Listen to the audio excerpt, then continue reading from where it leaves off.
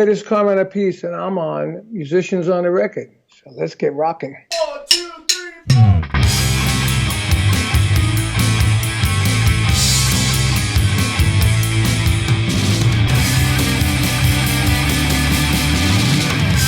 This is huge, musicians on the record. Bring it on. Yeah. With all due respect, with Jeff, you called him enigmatic in your book. What do you think that was all about, some of those ups and downs? Was that just the youth? That's just the way Jeff was, you know. He was, I was always the middle guy between Jeff and Tim. You know, they were always, you know, at odds with something, you know. And Jeff was a nice guy, basically, you know. I got along with him great. But I find a lot of English guitar players have the same traits, you know. Which are? Which are like, you know, be insecure, but being insecure and egotistical at the same time, you know, and that, you know, won't do this unless it's absolutely perfect, or, you know, and then not wanting to do this or wanting to do that all of a sudden out of the blue, you know. But, you know, I found that with a bunch of English guitar players I work with, but Jeff was unique. He was one of the greats, always been one of the greats. And he'd been lucky because there were time spans where he wouldn't release an album for 7 years. Right. Most other artists would die in those 7 years, but his audience stayed with him, even today. Yep. And today, he's, you know, there was a point in time, like in the 90s, I talked to Jeff, and every time he come to L.A. and New York, I'd hang out with him, you know, but he wouldn't call me. I'd always call him because he hates the phone. Okay. You know, he's one of these guys that don't like the phone. You know, but he loved cars. I love cars, so we got along. You know, great. You know, and you know, I was very disappointed when that album. I had to go off that album. Sure. And I was really disappointed when it sold 2 million. I was pissed off. Right. Sure. You know, because it started a whole new career that I could have been involved in. Right. You know, but I get what they meant. You know. Manager and lawyer said, you know, you're equal bill with Jeff, and now you're going to be a sideman. It's not good for my career, which really didn't help make a difference to me, because after that, I didn't do anything till I did the Rod Stewart group, which I wasn't Rod Stewart and Carmine Appice anyway. Right. You know, but I did have my name on the drums all the time. That's right. Well, that was another upswing of your career, though, landing the gig big time with Rod Stewart. And how long had you been writing songs before you wrote with Rod? Well, I wrote songs all through my career. The first one I wrote was '68 with Vanilla Fudge. Okay.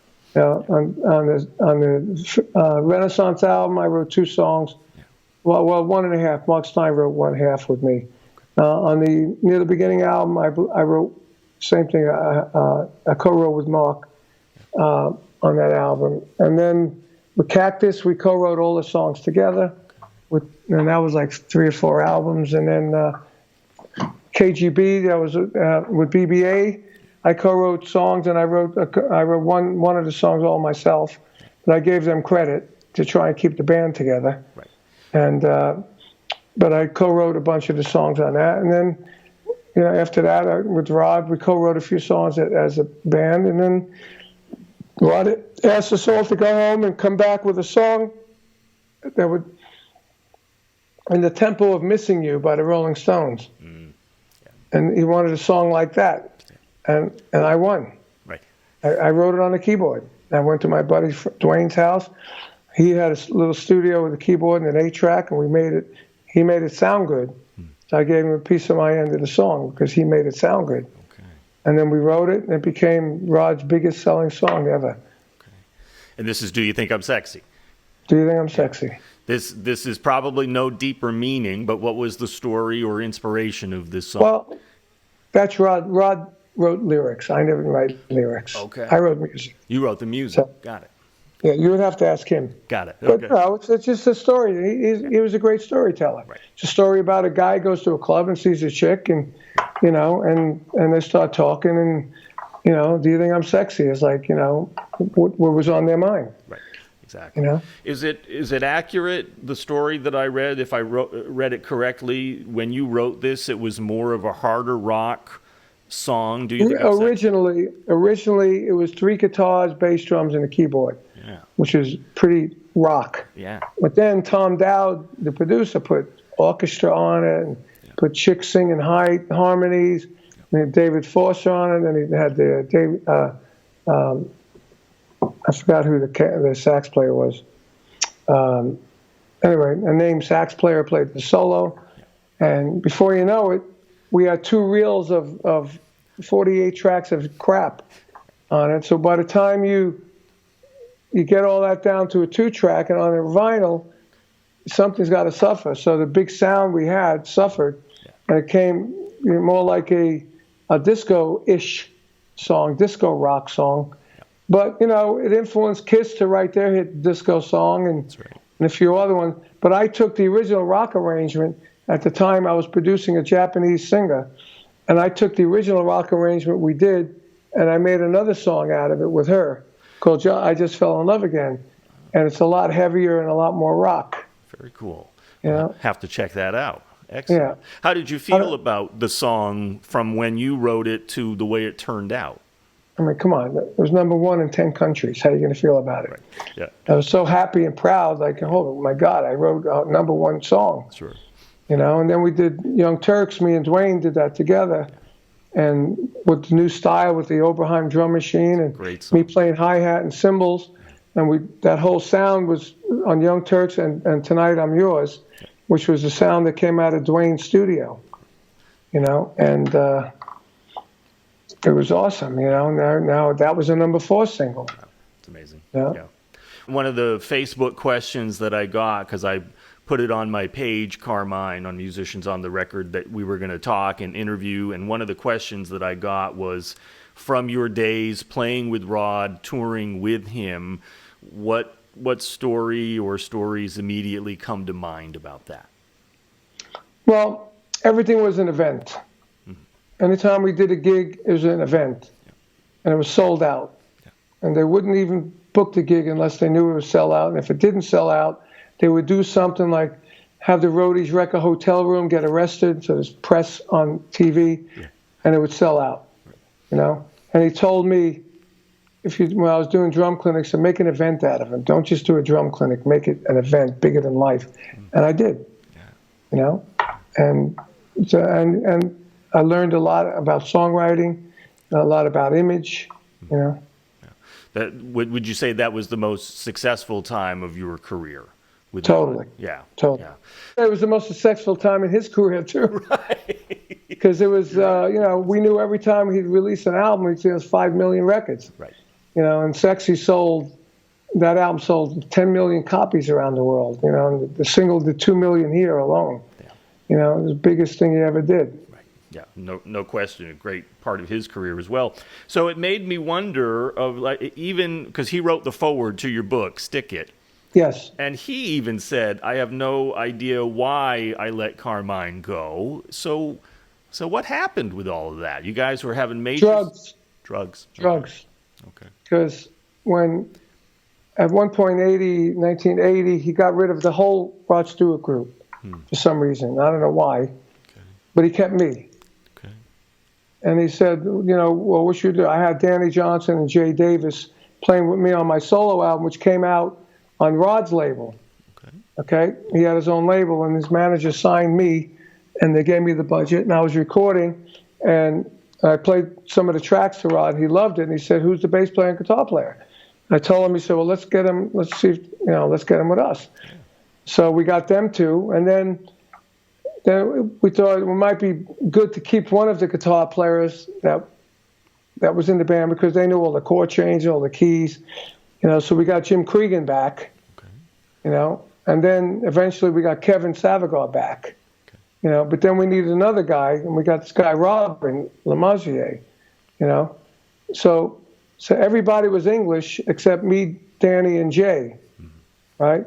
And then that album, the Young Turks album, I was getting into more production, and I said, Rod said, I'm going to produce it, but you and Jim can co-produce it. I said, great. So for me being a co-producer, I didn't mind. On all of Rod's album, they always brought like a another drummer in to do a couple of ballads or something, you know. But the songs that were never released as a single, and you know, wasn't really part of the band. But it was just a lighter touch. And I was fine with that. You know, it's his band.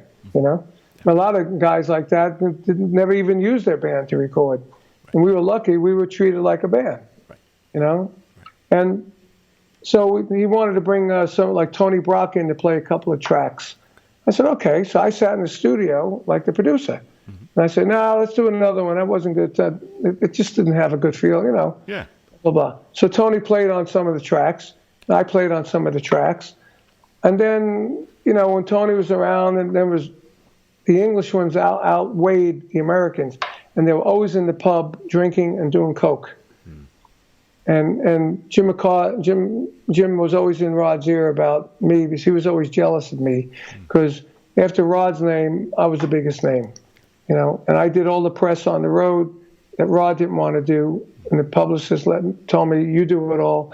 I said, "Fine," and I got a lot of press, and I got my solo spot, and you know, I was being Carmine Appice, Right. you know, you what I were do, that. Yeah, you were. you know. So he was jealous of it, and he was on the coke talking into Rod's ear. So first thing Rod said, you know what, I'm blowing out your co-production credit. I'm giving it to Jim. I said, oh, what? You know, and I felt something was happening.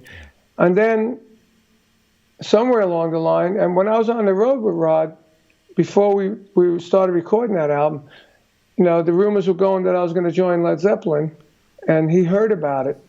And he said, are you planning to join? I said, no. I said, it's just a rumor. He goes, that's good because there's a rumor that I'm going to retire after this tour. We said, let's keep the rumor going. It'll sell more tickets.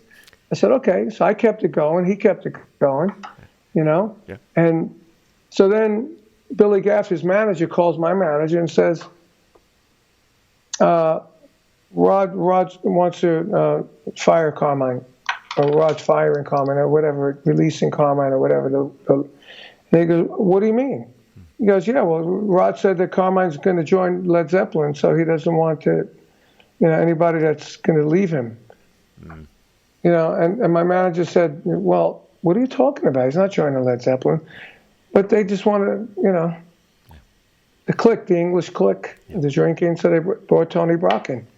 So I got screwed out of the tour. But on the album cover, it's funny because the album cover, we all had these English sailor suits on, like sailor jacket. And I was sitting on the there was this 4 guys up there, and me and Rod down here. Rod's got his arm around me, you know, like that. And we're both smiling.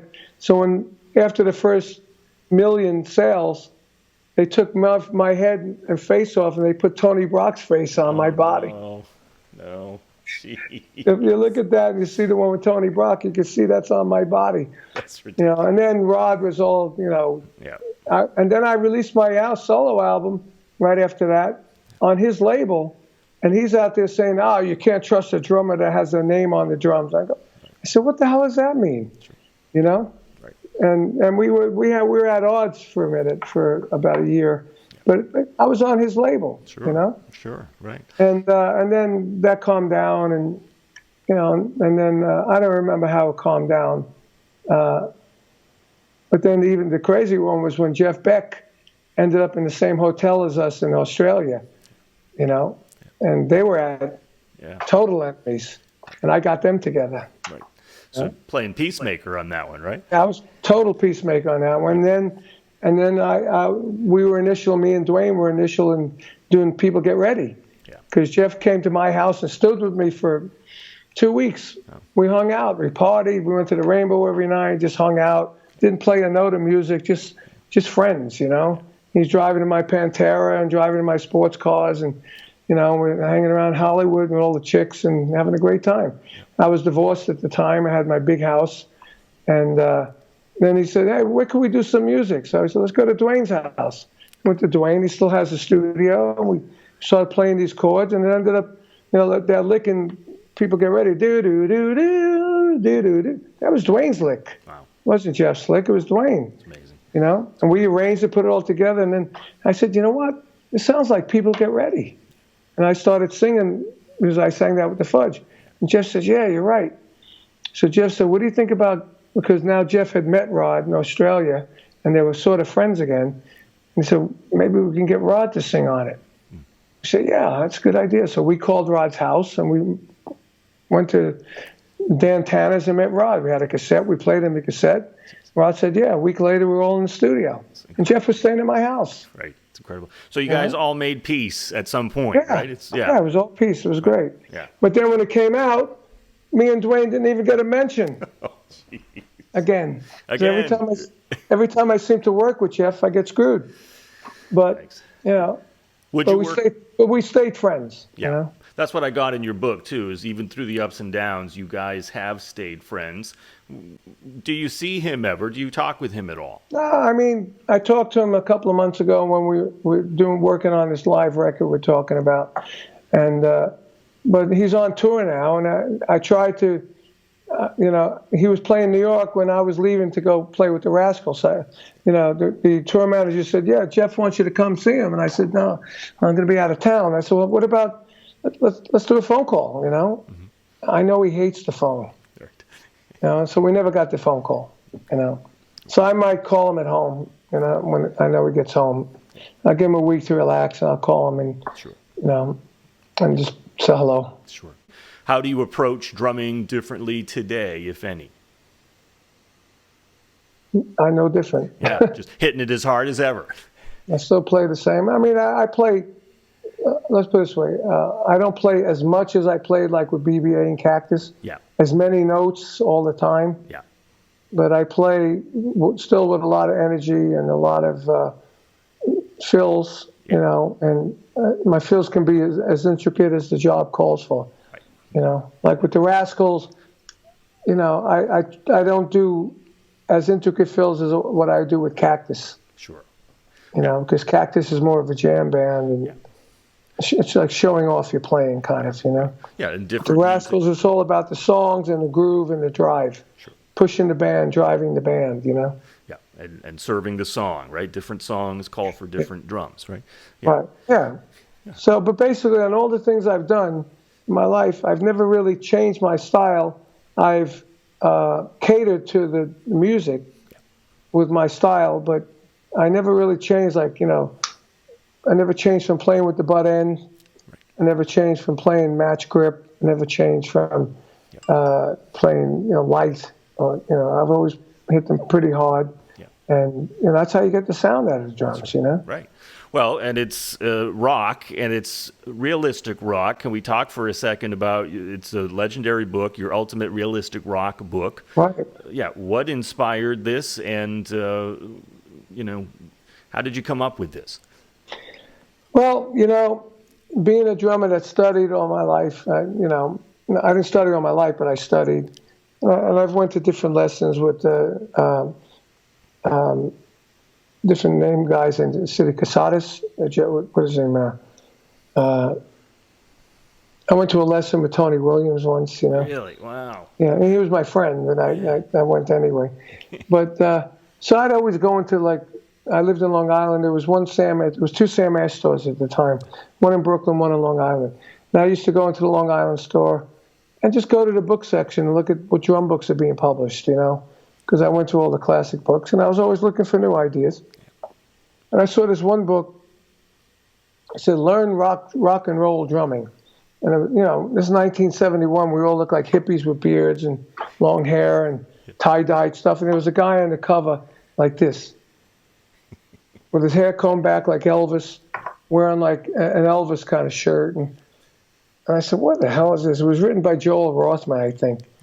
And I looked at it and I said, oh, this material is so outdated and wrong.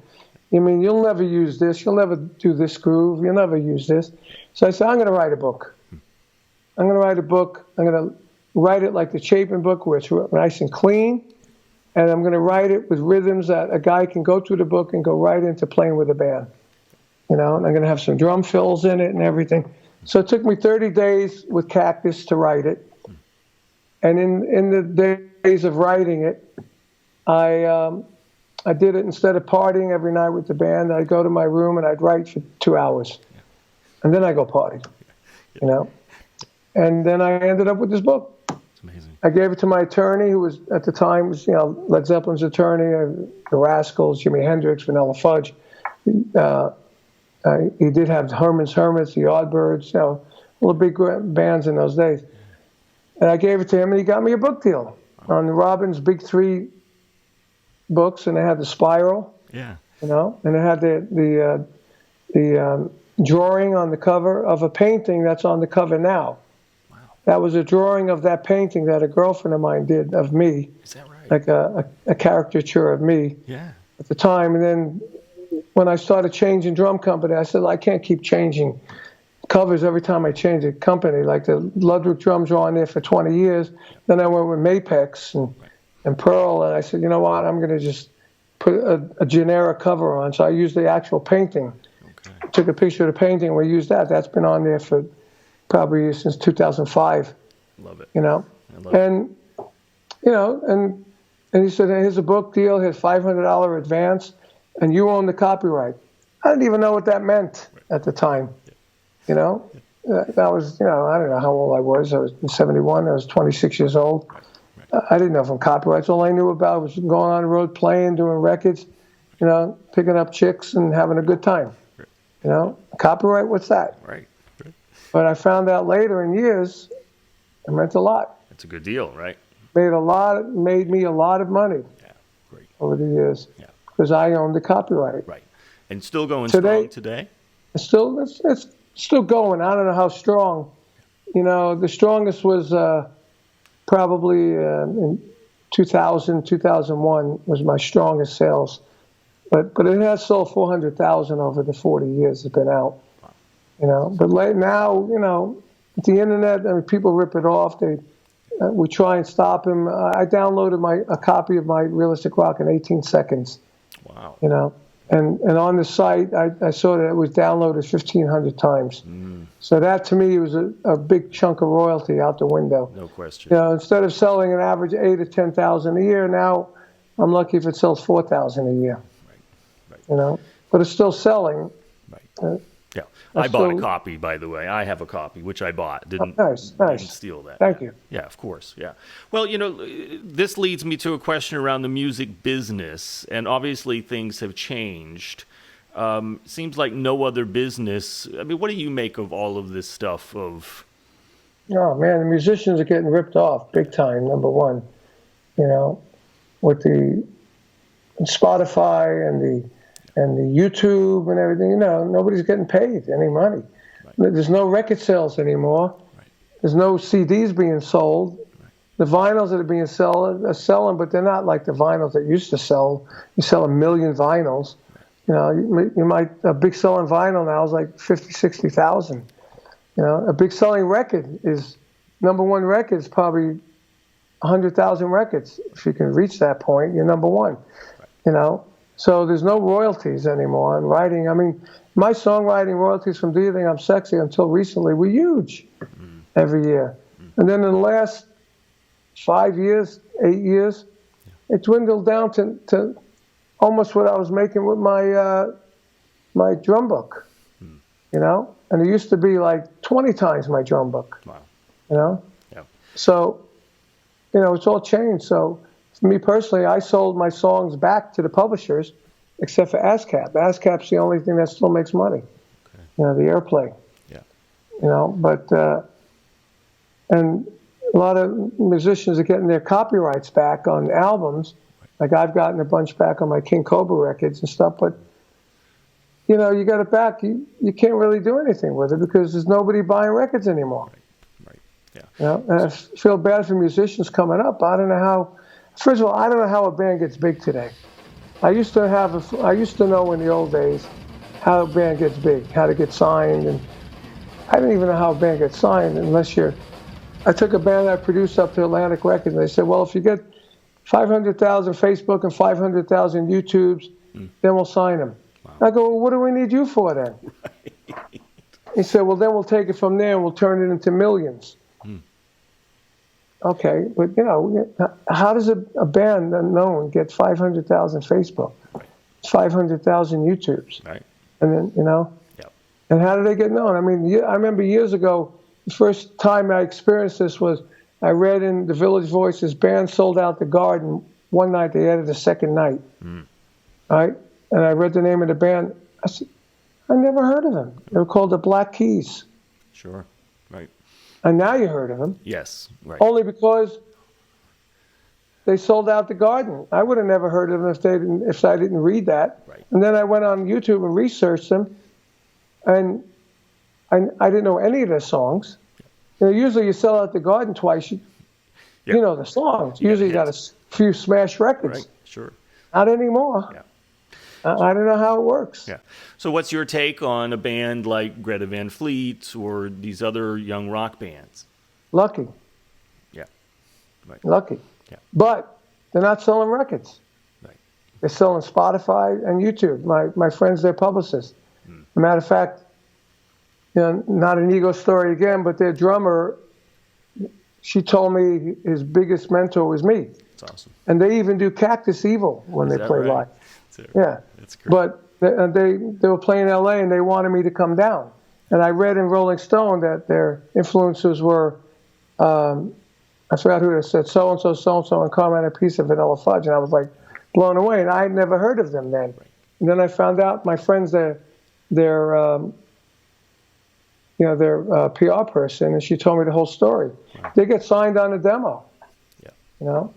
So I think you're going to see a lot of that going on now. Like I have a young band I'm working with that's doing the same thing with Van Halen. Yeah. So more of a Van Halen sound with them. Yeah. Yeah. And what's their name and what are they doing? Well, they're working on demos. I'm working with them, and I'm turning them on tomorrow we have a conference call with a manager who's very, very good friends with the guy that signed Greta Van Fleet. Okay. So, but I don't know if we have the right songs yet, but we're going to work with them and try and get them signed. Okay. Yeah, could be the next. Because it happens, its history repeats itself. That's right.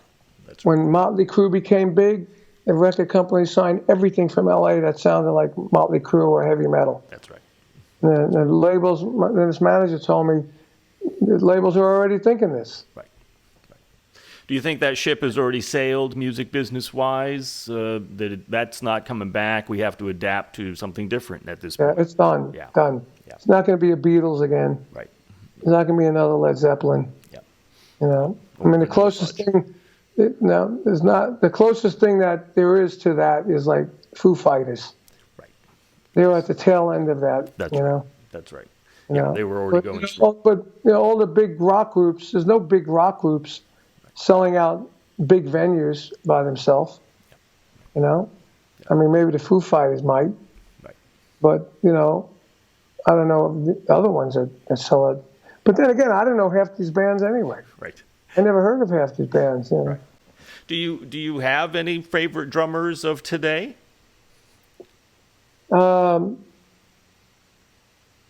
It's hard to say because there's no new drum heroes. Yeah. Right. Right. I mean, there's all these guys in these the Metallica kind of spin-offs of Metallica with their fast bass drums, right. And like Avenged Sevenfold, for instance, their original drummer, he was awesome. Right. He was a great player. Right. But they play the same exact thing every night. Sure. Like Vinnie Paul, started at that. The Ray, who's with Korn, is an awesome drummer. He's not new. Right. Right. And I did an interview, a Skype interview with a music school a couple of years ago, and I asked them, who are your new, icons? Yeah. And they didn't have any. There's a guy named Zoltan Chaney is his name. Look him up. Yeah. Do you remember that video of the guy, Steve, that played the guy with the wrong gig? Yeah. Well, he's doing all that stuff. That's great. But he's playing, he's standing up, he's hitting the cymbals with his feet. Wow. I mean, amazing. It's incredible showman. Yeah. Incredible showman. Excellent. I mean, he's a new guy I would say is pretty awesome. Yeah. Because, even though he's playing cymbal, he's got chops when he wants it. Right. But he's doing all this stuff, man. He's like incredible, Yeah. That's but, I just discovered him recently, okay. And not, I don't know the names of guys. You know, there's a lot of guys that are really great, you know, but you don't know what their names are because there's no magazines, there's no MTV anymore. There's no, you know, unless you're searching YouTube, Right. which I don't really sit down and search YouTube. Sure. You know, I used to hear new bands on the radio. Right. Exactly. You don't have that no more. Right. You know? And we don't have. Am I still? Yeah. And we don't have magazines. We don't have radio, and we don't have television. You know, there's nothing new on MTV, even MTV2. You know, I never sit down and watch that.